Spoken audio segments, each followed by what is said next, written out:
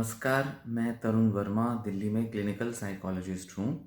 मेरे चैनल में आपका स्वागत है और इस वीडियो में मैं आपसे बात करूँगा अल्कोहल और डिप्रेशन के लिंक के बारे में, उनके संबंध के बारे में। इस वीडियो में जिस सवाल को या जिस इशू को हम एड्रेस करेंगे वो है कि क्या अल्कोहल यानी कि शराब पीने से क्या डिप्रेशन में बढ़ावा मिलता है या डिप्रेशन उससे कम होता है। तो इस बारे में हम चर्चा करेंगे और कुछ तथ्य हैं जो मैं आपसे डिस्कस करूंगा, आपसे शेयर करूंगा, जिसके बेसिस पे आप खुद भी ये समझ पाएंगे और निर्णय ले पाएंगे कि अल्कोहल पीने से डिप्रेशन बढ़ता है या डिप्रेशन कम होता है। ये बहुत कॉमन एक प्रैक्टिस होती है, आदत होती है लोगों की जब उनको बहुत स्ट्रेस हो रहा होता है, एंग्जाइटी हो रही होती है या जब बहुत डिप्रेस्ड और बहुत उदास महसूस कर रहे होते हैं तो अक्सर वो अल्कोहल लेते हैं। कुछ लोगों की तो आदत होती है कि वो सोशल ड्रिंकर्स होते हैं, मतलब जब चार लोगों के बीच बैठ के कुछ गपशप मारनी होती है, टाइम पास करना होता है, या जब मिलते हैं जुलते हैं, कहीं बाहर जाते हैं, कुछ खाने पीने जाते हैं, तो अक्सर बार या किसी ऐसी जगह चले जाते हैं जहाँ पर साथ मिलके कुछ लोग शराब ले सकें, थोड़ी क्वांटिटी में, ज़्यादा क्वांटिटी में, ये हर पर्सन का अपना अपना होता है। और ये ओकेजन के ऊपर भी डिपेंड करता है कि कैसे माहौल में है, कैसे हालात में आप दोस्त आपस में मिल रहे हो, सिर्फ शराब पीने के लिए मिल रहे हो या कहीं पार्टी में मिल रहे हो या किसी पार्टी में खाना पीने के साथ ड्रिंक कर रहे हो। तो सोशल ड्रिंकिंग एक बहुत ही कॉमन फिनोमिना है, बहुत ही कॉमन बिहेवियर है, जिसके देखा जाता है कि ज़्यादातर लोग जो हैं वो सोशल ड्रिंकिंग करते हैं जिनको अल्कोहल लेने की आदत होती है। बहुत कम लोग ऐसे होंगे जो अल्कोहल लेते हैं और सोशल ड्रिंकिंग नहीं करते हैं।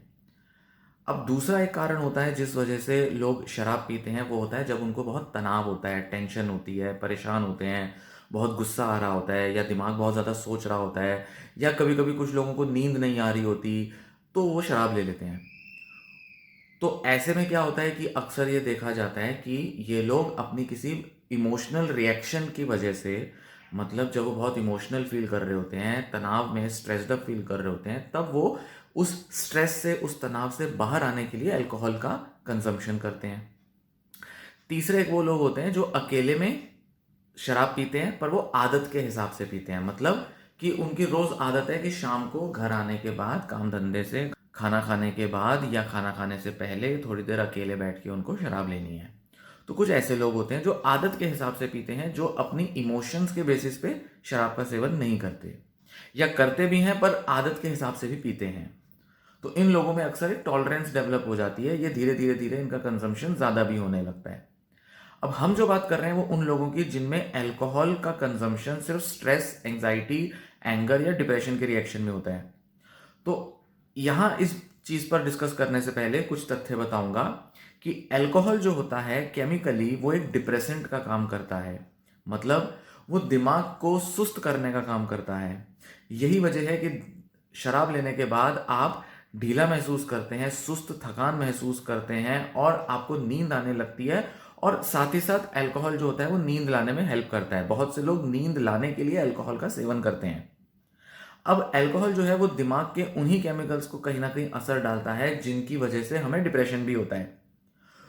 यहाँ तक कि ये भी देखा जाता है कि जो शोध बताते हैं कि हमारे जो जीन्स होते हैं, डीएनए में जो हमारे जीन्स होते हैं, जो कि हमारे किसी व्यवहार, हमारे रंग, सूरत, लंबाई, कद, मोटापा, इन सब चीज़ों को कहीं ना कहीं इन्फ्लुएंस करते हैं। उन्हीं में से दो ऐसे जीन्स होते हैं जिनमें से एक डिप्रेशन का कारण बनता है और एक अल्कोहल के इनटेक का या एडिक्शन का कारण बनता है। मतलब जिन लोगों में जीन होगा उनके अंदर चांस हाई होंगे कि वो अल्कोहल का कंजम्पशन करेंगे या उनमें डिप्रेशन के चांस ज़्यादा होंगे। अब साइंटिस्ट लोगों ने देखा कि ये जो दो जीन होते हैं ये अक्सर एक ही तरीके के लोगों में पाए जाते हैं। और कभी कभी तो यह भी देखा जाता है कि एक ही जीन, सेम जीन, जो डिप्रेशन ला सकता है वही अल्कोहल एडिक्शन भी ला सकता है।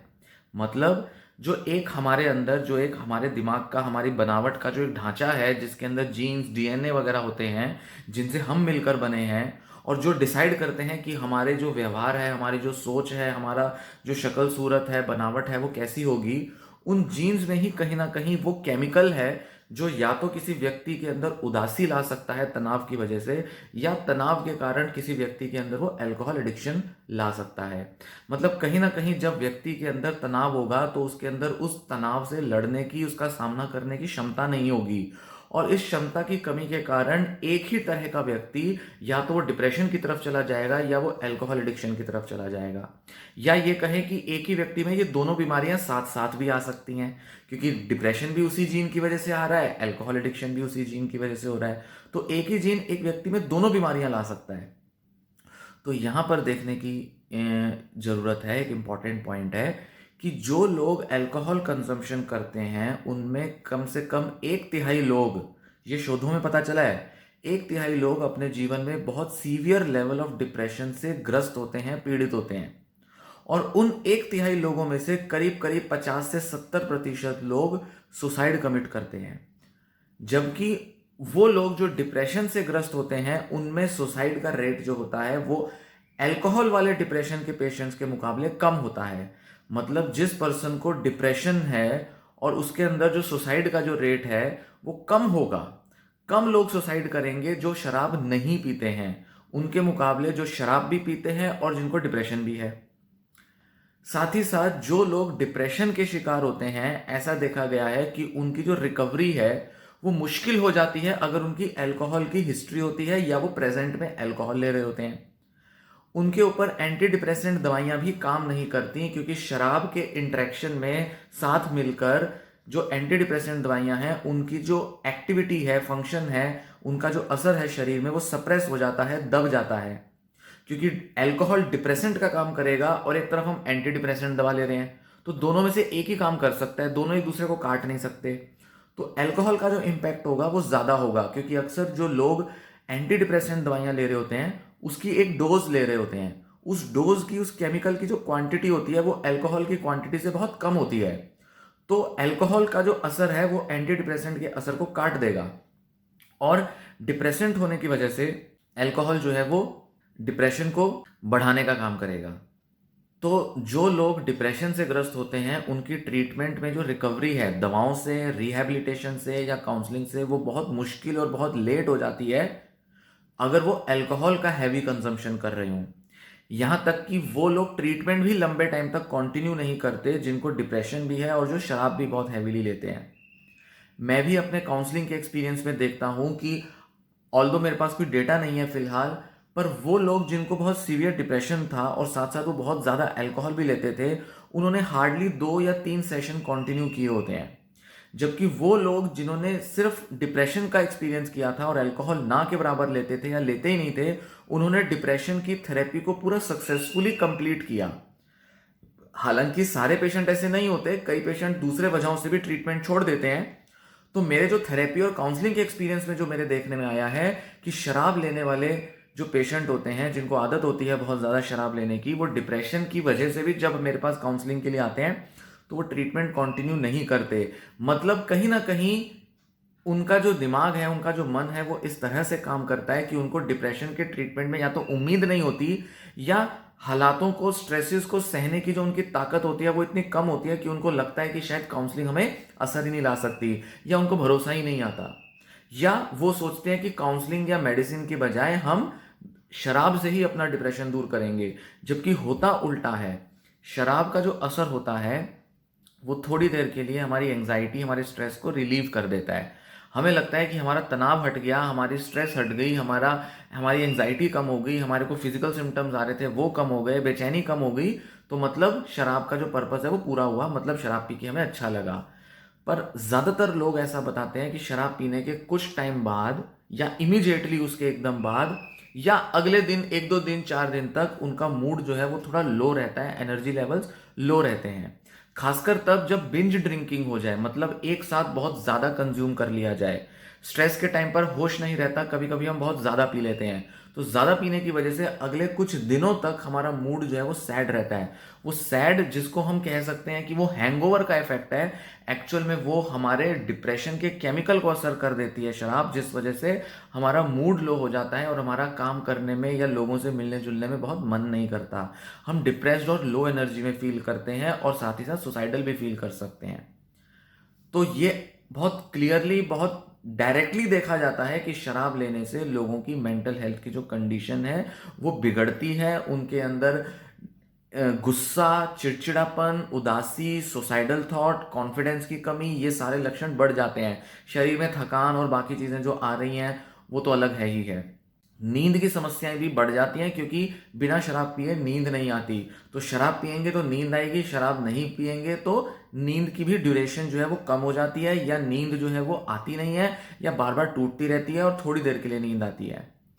तो ये भी एक कंप्लेंट देखी जाती है। तो ये जितनी भी मेंटल हेल्थ कंप्लेंट्स हैं ये शराब के पीने से आती हैं। दूसरा एक और यहाँ पर मैं एक तथ्य शेयर करना चाहूंगा कि जिन लोगों की अल्कोहल की हिस्ट्री होती है, मतलब बहुत पहले कभी उन्होंने अल्कोहल लिया होगा, जैसे मान लीजिए कोई व्यक्ति है जो 30-35 साल का है और उसने जो अल्कोहल जो है वो मान लीजिए 20-22-24 की उम्र में 2-4 साल ज्यादा लिया होगा, कॉलेज में फ्रेंड्स के साथ या किसी और वजह से उसने लिया होगा। तो उन लोगों में जिन्होंने थोड़े टाइम के लिए भी अल्कोहल लिया होता है कॉलेज में या उसके बाद जब जॉब करने लगते हैं या जब कोई स्ट्रेसेस होते हैं, उनमें फ्यूचर में डिप्रेशन के चांस कई गुना बढ़ जाते हैं। मतलब वो लोग जो थोड़े टाइम के लिए भी जिन्होंने शराब पी थी, वो फ्यूचर में उनके अंदर डिप्रेशन के चांस ज्यादा हैं। ऐसा क्यों है? इसका जो लिंक है वो शराब से ना होकर, सिर्फ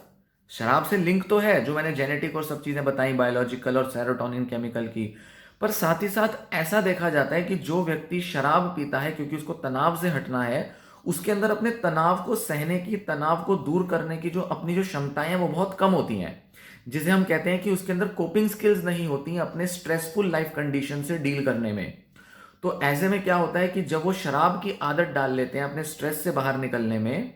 तो धीरे धीरे धीरे कुछ टाइम के बाद वो स्ट्रेसफुल कंडीशन वैसे ही चली जाती है, तो वो शराब भी लेना किसी वजह से कम कर देते हैं। तो उन्हें लगता है कि शराब पीने की वजह से हमारी लाइफ से स्ट्रेस चला गया, और जैसे जैसे वक्त बीतता जाता है फिर से उनको कोई स्ट्रेसफुल कंडीशन आती है, तो जरूरी नहीं है कि वो अगली बार किसी वजह से शराब ही लें। हो सकता है उन्होंने शराब नहीं ली, पर उनकी कोपिंग स्किल्स इतनी कमजोर होती हैं, सामना करने की, सहने की शक्ति उनके अंदर इतनी कम होती है अपने जीवन के तनावों को, कि अगली बार जो होता है वो शायद डिप्रेशन के शिकार हो जाते हैं, बावजूद इसके कि वो शराब ना भी पी रहे हों। तो ये बात तो सही है कि शराब पीने वालों को फ्यूचर में डिप्रेशन हो सकता है, पर वो शराब की वजह से शायद डायरेक्टली नहीं होगा, क्योंकि हम बहुत लॉजिकली कह सकते हैं कि 10 साल पहले शराब पीते थे, अब तो छोड़ दी। वो तो हम बहुत साल पहले थोड़ा बहुत लेते थे, रेगुलर ड्रिंक करते, अब तो हमने छोड़ दी। पर अब क्यों एंजाइटी और डिप्रेशन हो रहा है हमारे को, हमें समझ नहीं आता। उसका कारण यह है कि जब आप शराब पीते थे, आदत थी, तो आप हर छोटे बड़े इंसिडेंट जो आपके लिए टेंशन वाले होते थे, स्ट्रेस वाले होते थे, आप शराब पी के उसे भूल जाते थे। आप उसको कैसे डील करना है, टैकल करना है, उसकी क्षमताएं नहीं बढ़ाते थे, उसमें सोच विचार नहीं करते थे, लोगों से चर्चा नहीं करते थे, काउंसलर साइकोलॉजिस्ट से नहीं मिलते थे, जिस वजह से आप थोड़ी देर के लिए भूल जाते थे, कंडीशन रफा दफा हो जाती थी, समय बीत जाता था और लगता था सॉल्यूशन आ गया। भूल जाने की वजह से सॉल्यूशंस आ जाना, परेशानियों को भूल जाना और ये कहना कि सॉल्यूशन मिल जाए, इससे हमारी अपनी क्षमता तो बढ़ ही नहीं पाई। हमने तो उसको डील किया नहीं, हमने तो शराब के सहारे छोड़ दी वो समस्या, कि शराब पी लेंगे समस्या सुलझ जाएगी क्योंकि हम भूल जाएंगे। पर प्रॉब्लम क्या आई? फ्यूचर में जब हम शराब नहीं ले रहे होंगे तब भी तो रिस्क बना रहा उसकी वजह से। तो कहीं ना कहीं हमारी जो अपनी क्षमताएं हैं अपने लाइफ की कंडीशन से डील करने की, वो मैटर करती हैं। तो अगर हम शराब से निकाल देंगे, या कई बार कुछ लोगों में दवाओं का भी वही असर आता है, मतलब दवाओं पर जब निर्भरता हो जाती है डिप्रेशन को या स्ट्रेस को दूर करने की, तो कई बार लोग कहते हैं कि अभी हम दवा नहीं ले रहे, या हमारी दवा तो छूट चुकी है, हमारा डिप्रेशन तो ठीक हो चुका था, पर अब जब दोबारा से स्ट्रेस आया लाइफ में तो दोबारा से डिप्रेशन क्यों आ गया? क्योंकि आपने सारी निर्भरता दवाओं पर डाल दी। तो समझना यह जरूरी है कि हमारा खुद का एफर्ट हम कितना ले रहे हैं, हम खुद की समझ और खुद की सोच कितनी मजबूत कर रहे हैं स्ट्रेसेस से डील करने में, जिससे कि हम डिप्रेशन को दूर कर पाए। तो शराब, या यहां पर मैं कहूंगा दवा भी कहीं ना कहीं बहुत हेल्पफुल नहीं होती लॉन्ग रन में जाके, लंबे समय में जाके। तो उस समय तो आपका डिप्रेशन का एपिसोड दूर हो जाएगा, या तो दवा से या शराब से, पर लंबे समय में जाकर आपको डिप्रेशन दोबारा आ सकता है। तो यह भी कहा जाता है कि जो लोग सिर्फ दवाओं का ट्रीटमेंट लेते हैं और थेरेपी नहीं लेते, उनमें भी चांस हाई होते हैं कि उनको दोबारा डिप्रेशन हो सकता है। और उसी तरह से जो लोग शराब लेते हैं, जिन्होंने काउंसलिंग या दवाएं नहीं ली, उनका भी अगर डिप्रेशन एक टाइम पर चला जाएगा, दोबारा आ सकता है, बढ़ सकता है, कई गुना बढ़कर आ सकता है, अगर उन्होंने सही तरीके से थेरेपी, काउंसलिंग या मेंटल हेल्थ ट्रीटमेंट नहीं लिया होगा।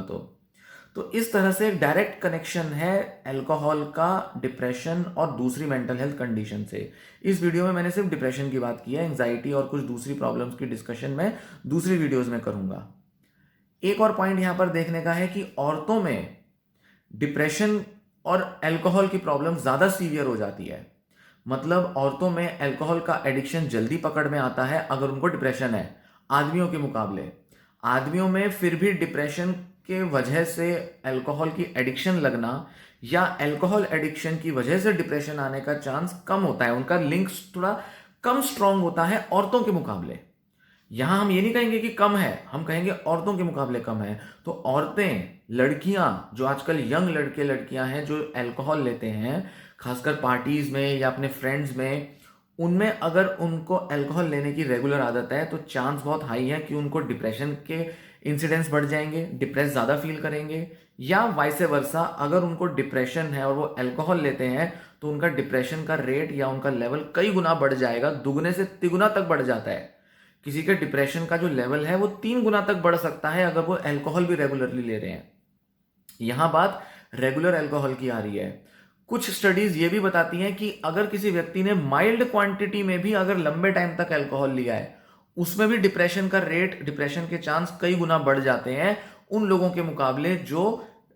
अल्कोहल बिल्कुल नहीं ले रहे। अगर हम दो ऐसे ग्रुप्स को कंपेयर करें तो हम देखेंगे कि डिप्रेशन के जो लेवल हैं वो कम होंगे उन लोगों में जिन्होंने कभी थोड़ी सी माइल्ड क्वांटिटी में भी अल्कोहल नहीं लिया। तो थोड़ा सा भी अल्कोहल का जो कंजम्पशन हम कर रहे हैं, ब्रेन केमिस्ट्री को, हमारी कोपिंग स्किल्स को, हमारे स्ट्रेस को हैंडल करने की क्षमता को वो अफेक्ट करेगा और किसी ना किसी लेवल पर हमारे डिप्रेशन का लेवल बढ़ा देगा।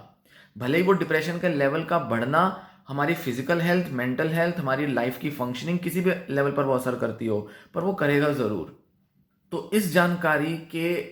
ध्यान में रखते हुए हमें ये समझना है कि अगर हमें डिप्रेशन को बचाना है तो हमें अल्कोहल कम से कम कर देनी चाहिए, या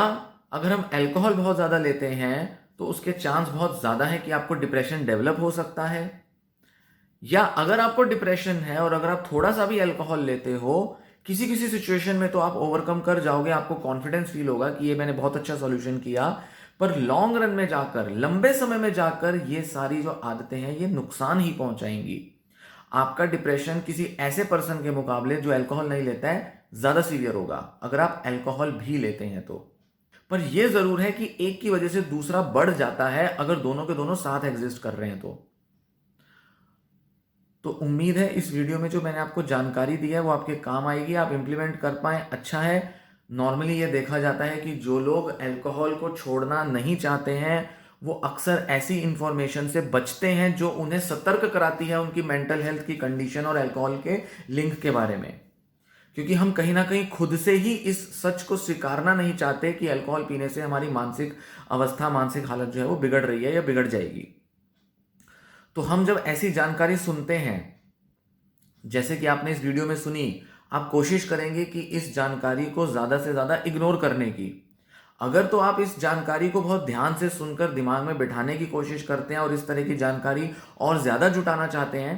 तब तो बहुत अच्छी बात है। मतलब आप कहीं ना कहीं डर रहे हैं, कहीं ना कहीं आप सतर्क हैं, कॉशियस हैं कि हाँ मैं अपना अल्कोहल छोड़ना चाहता हूं और शायद मेरा डिप्रेशन उससे ठीक हो जाए, तो और भी अच्छी बात है। पर अगर आप लापरवाही बरतेंगे और अगर आप ज्यादा से ज्यादा कोशिश करेंगे कि ये जानकारी फालतू है, बहुत सुन रखी है ऐसी बातें, कुछ नहीं होता है अल्कोहल लेने से, सब ठीक है, अल्कोहल से डिप्रेशन होता तो सारी दुनिया डिप्रेशन में जा चुकी होती, ऐसा कहने वाले लॉजिक के हिसाब से अगर आप चलेंगे तो चांसेस बहुत हाई हैं कि आप खुद को धोखे में रख रहे हैं और आप अनजाने में अपने अल्कोहल कंजम्पशन की वजह से ऐसे अज्ञात रिस्क बढ़ा रहे हैं। अज्ञात मतलब जिनका पता भी नहीं है वो रिस्क आप अपने ऊपर डाले जा रहे हैं, जिसकी वजह से या तो डिप्रेशन आ सकता है या कोई और मेंटल हेल्थ या फिजिकल हेल्थ कंडीशन आ सकती है। एक बात ध्यान रखें कि अगर कोई आपको कहता है कि भाई आप ये जंक फूड खाना छोड़ दो, ये जो समोसे और पिज्ज़ाज और ये जो बाहर स्विगी जोमेटो से मंगा के खाना खाते हो, तेली वाला खाना खाते हो, ये छोड़ दो, आप कहोगे अरे ठीक है छोड़ देंगे, देखेंगे। पर अगर आपको कोई कहता है कि शराब छोड़ दो तो क्या होगा? आपको गुस्सा आएगा, आपको बहुत ग्लानी, गिल्ट महसूस होगी, आपको शेम, शर्मिंदगी महसूस होगी। तो जब कोई व्यक्ति आपको कहता है शराब छोड़ दो या मीट चिकन खाना छोड़ दो या जंक फूड खाना छोड़ दो, तो ध्यान दें कि जब कोई व्यक्ति आपको यह कहता है कि शराब पीना छोड़ दो, आपके अंदर गुस्से की, नफरत की